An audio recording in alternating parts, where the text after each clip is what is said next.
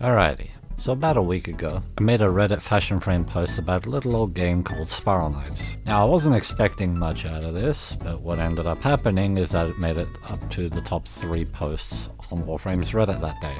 I was not expecting this. So then I decided, why don't I make more, and why don't I show everyone how to do it too? Hence why this video. Now before we get started, there's a couple things I'd like to say. First of all is I want to say that I had some help from my buddy Scout, who donated me a few things, made a couple suggestions. My friend Arca, who helped me do some research and made their own suggestions too. And also the Spiral Knights Discord server, where people over there helped me figure out a couple of things I was stuck on. Yeah, then let's get started, shall we? Today's episode will be focusing mainly on swords. While I would like to replicate all the swords in Warframe, it's kind of really difficult, but I would say I've gotten a fair majority of the 5-star ones. First up, we have the Divine Avenger and Grandfast. Now how I've gone about making these two swords in Warframe is that I decided to use the wall. It's pretty much the best fit in my book because the center of the blade is able to have all of its colors, plus on the outside of it it's got the whole energy beam thing going on. The colors were mainly picked out of the saturated color palette for both of the swords, but the Grand Force also does use the gamma palette. In terms of how the weapon handles, it pretty much is similar to the original, yet, you know, it's got a bit of extra stuff going on. Nonetheless, it's close. Next, we have the Brandishes. While I would love to include all of them, including the reskins, I was only able to get the main 3.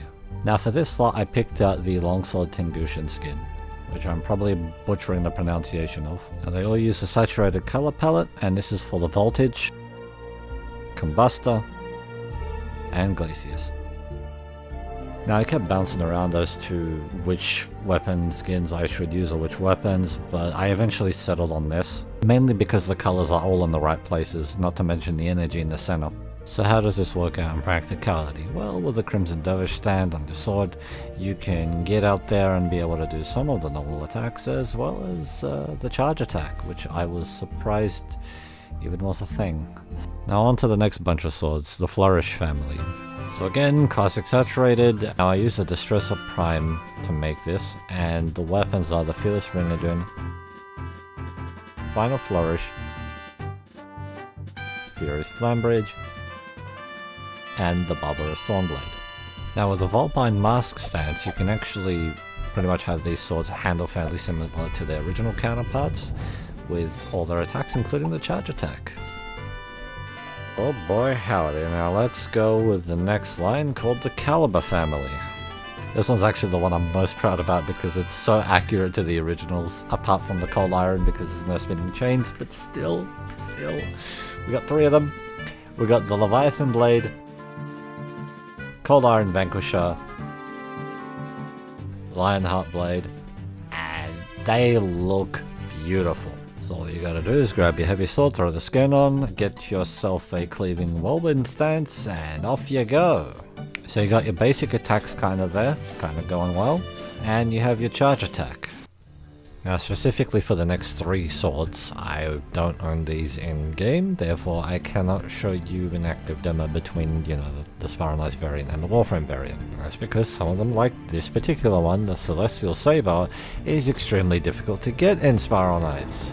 Now I used the Dakra Prime to make this, color palette you guys already know, so yeah, I can't provide a demo there, but with that out of the way, let's get on to the next one, shall we? Now we move on to the next pair of swords, where one of them is called the Triglav, and the other one's called the Suduraska.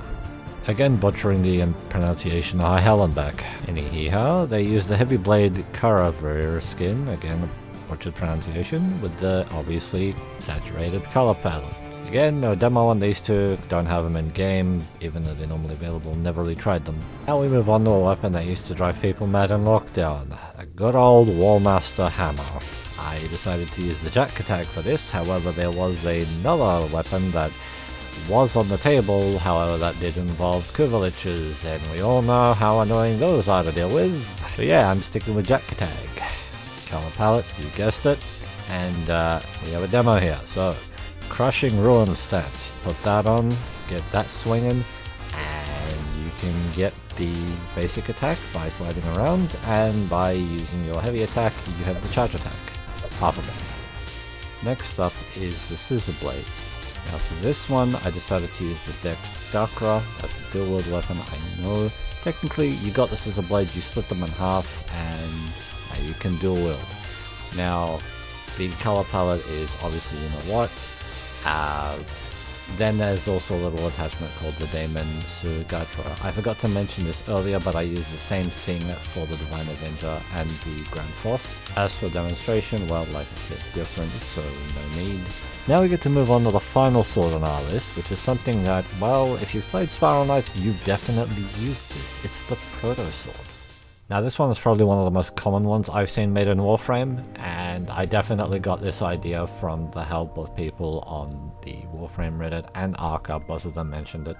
But anyhow, you're going to need your long sword Freesta skin, and we don't got to talk about color palettes here, but yes. Once you have that done, there you go, Bob's your uncle. So that concludes the list of swords for the Spiral Knights fashion frame, but there will definitely be more videos coming out about other things like armor, guns, and costumes, but we'll see how we go on that department.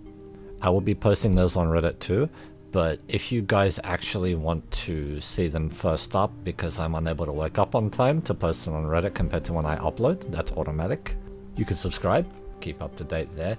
Also, if you're struggling with how to make them, then I have a Twitter link down below that you guys can click on. I will post everything over there for the swords, and yeah, you can just copy them over exactly and have your very own. Now, I'm definitely sure I missed a few, but you know, if you guys want, you can just discuss that down in the comments, throw in your ideas there. I'll have a look. I always have a read. I will do my best to continue my other content, which is Phantasy Star stuff, in between uploading these videos. I'll probably definitely will do more Warframe content in the future. Main thing is, this series will be going on for a while. Anyhow, that's all for today. Thanks for watching. Ciao for now.